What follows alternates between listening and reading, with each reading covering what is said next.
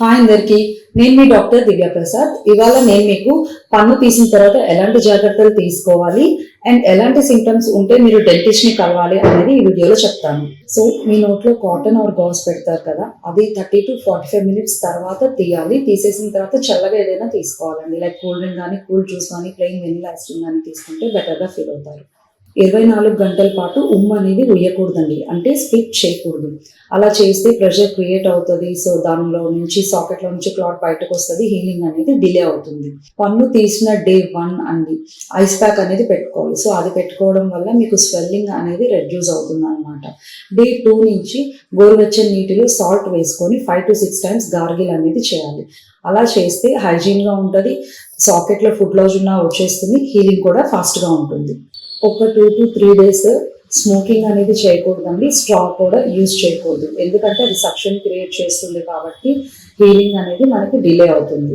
పన్ను తీసిన చోట నాలుక వేలు పెట్టి లొడ్డం లాంటిది చేయకూడదండి. ఊరికే అక్కడ హీల్ అవుతుందా లేదా అని టంగ్ కానీ ఫింగర్ కానీ పెట్టకూడదు. పన్ను తీసేసిన తర్వాత హార్డ్ ఫుడ్ అంటే గట్టిగా ఉండే ఫుడ్ అనేది ఏది తీసుకోకూడదండి. అండ్ స్పైసీ ఫుడ్ కూడా తీసుకోకూడదు, కారం ఫుడ్ కూడా తీసుకోకూడదు, అండ్ బాగా వేడిగా ఉండే ఫుడ్ కూడా తీసుకోకూడదు. ఒక 2 to 3 days hot, spicy and hot food అనేది అవాయిడ్ చేస్తే బెటర్. ఎటైతే పన్ను తీస్తారో దానికి ఆపోజిట్ సైడ్ పడుకుంటే బెటర్ అండి. మెడిసిన్స్ అనేది రెగ్యులర్గా వేసుకోవాలి. Don't skip any doses. Avoid brushing on extraction site for 2 to 3 days. ఒక 2 to 3 days పన్ను తీసిన చోట బ్రష్ చేయకుండా ఉంటే మంచిది. ఎలాంటి సిమ్టమ్స్ ఉంటే ఇమీడియట్గా డెంటిస్ట్ని కలవాలంటే, ఎక్స్ట్రాక్షన్ చేసిన తర్వాత 6 to 8 hours కంటిన్యూస్గా బ్లీడింగ్ అనేది అవుతూ ఉన్నా మీరు వెంటనే డెంటిస్ట్ అనేది కలవాల్సి ఉంటుంది. అండ్ ఎక్స్ట్రాక్షన్ చేసిన 3rd day, 4th day, 5th day severe పెయిన్గా ఉంది, నొప్పి తగ్గాలి కానీ పెరగకూడదండి. మీకు పెయిన్ తగ్గట్లేదు, పెయిన్ పెరుగుతుంది అంటే మేబీ డ్రై సాకెట్ అయి ఉండొచ్చు. సో ఇమీడియట్గా మీరు డెంటిస్ట్ అనేది కలవాల్సి ఉంటుంది. అండ్ సేమ్ స్వెల్లింగ్ కూడా అండి, డే బై డే స్వెల్లింగ్ అనేది తగ్గాలి.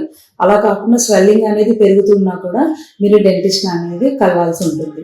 అండ్ ఎక్స్ట్రాక్షన్ చేసిన సైడ్ దగ్గర నుంచి బ్యాడ్ స్మెల్ వచ్చిన, చీము, పస్ లాంటిది ఏమన్నా డిశ్చార్జ్ అవుతున్నా, ఆర్ మీకు 4th day, 5th day fever అలా వచ్చినా కూడా వెంటనే మీరు డెంటిస్ట్ అనేది కన్సల్ట్ అవ్వండి.